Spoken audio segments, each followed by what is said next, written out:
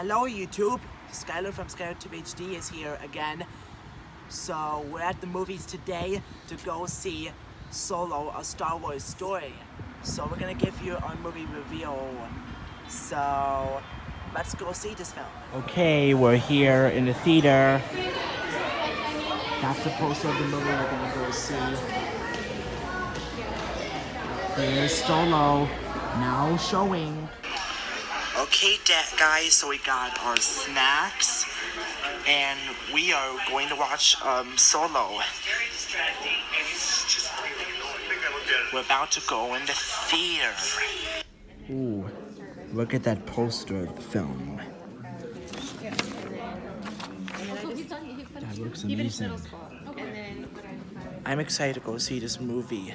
Have you seen the film already? Comment below. Now let's go inside.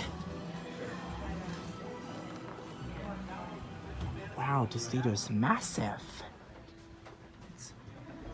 This theater is gigantic. Okay, the movie's gonna start soon, so it's time for our movie review of Solo Star Wars story.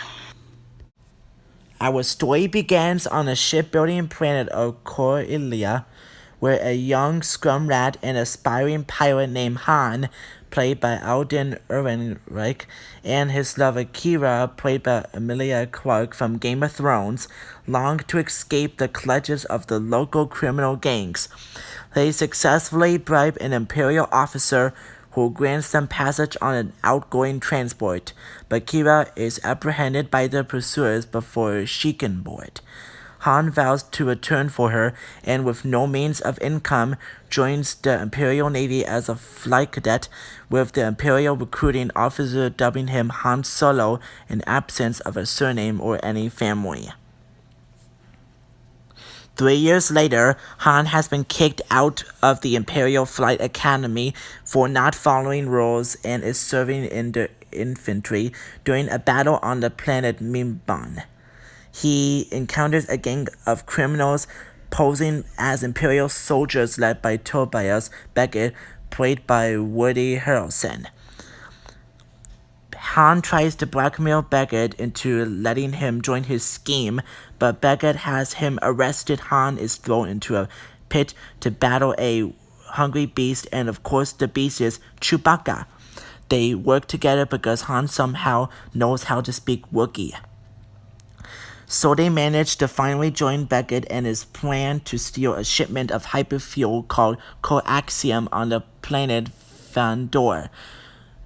But the plan fails when they are attacked by pirates known as the Cloud Riders.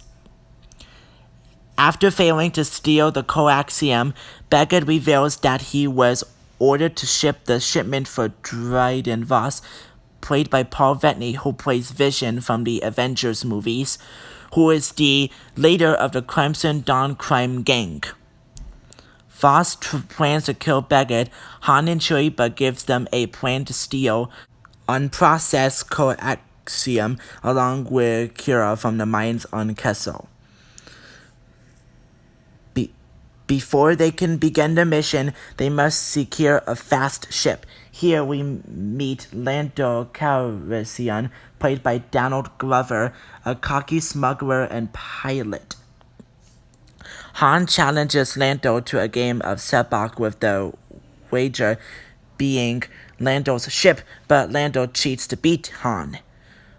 But Kira convinced Lando to join the mission for a share of the credits.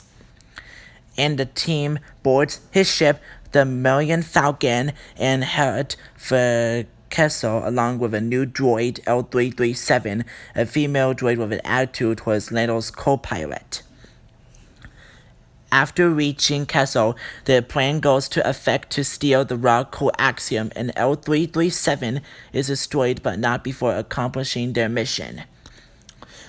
Due to Lando also being injured during the escape, Han that they must make the infamous Kessel Run in less than 20 parsecs if they are to reach Voss before the coaxium explodes.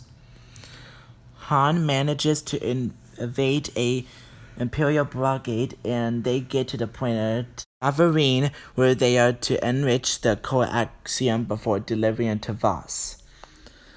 I know, complicated storyline, right? Before they can meet up Voss, we meet up with the Cloud Riders and learn that they really aren't pirates, but they are aspiring rebels.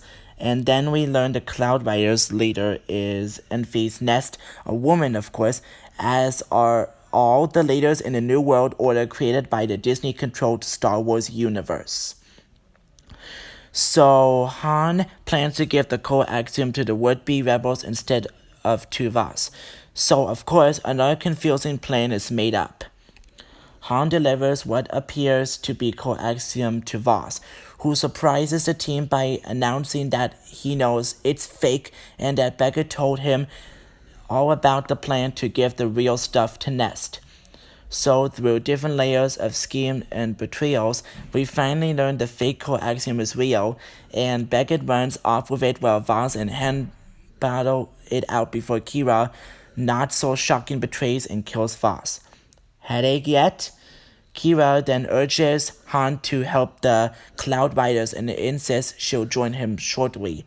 After Han leaves, Kira seals the room. Han catches up with Beckett and Chewbacca and kills Beckett after a standoff. Han and Chewbacca delivered the coaxium to Nest, who reveals her plan to use the coaxium to aid the rebellion against the Empire. She offers Han the chance to join her, but he declines. And Nest states that someday he may feel more sympathetic to the Rebels cause. Now, unless you watch Star Wars Rebels animated TV show, this next part might be confusing. Alone on Voss' yacht, Kira contacts Voss' superior, who is revealed to be Darth Maul.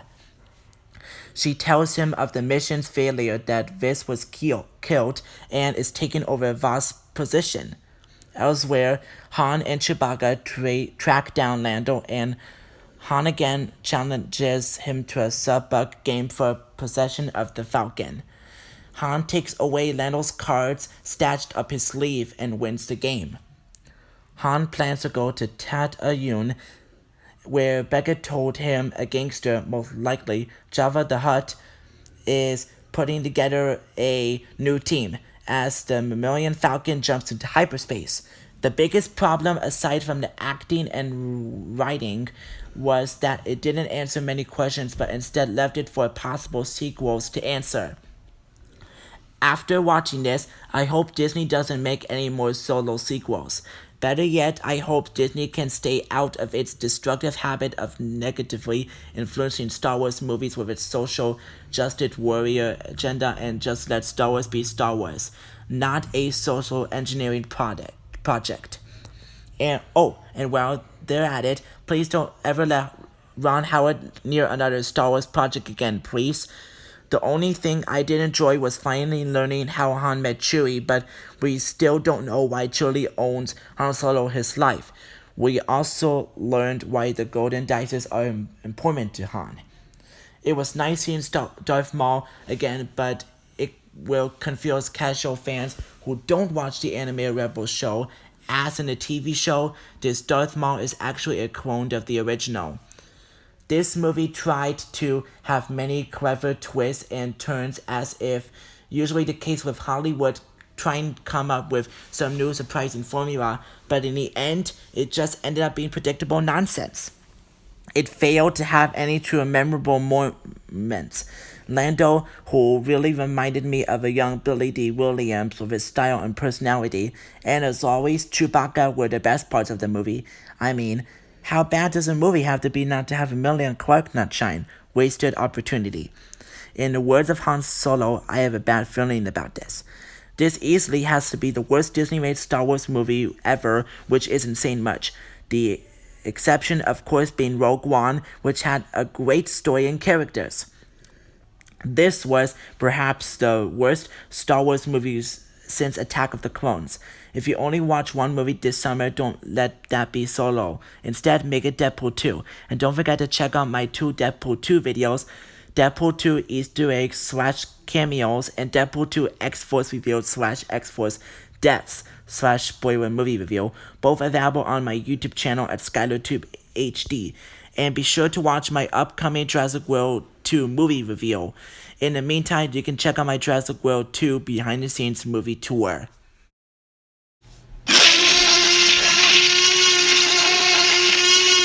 So stay tuned for more movie reviews coming your way, and subscribe for more fun videos and more movie reviews and everything else. So thank you so much for watching.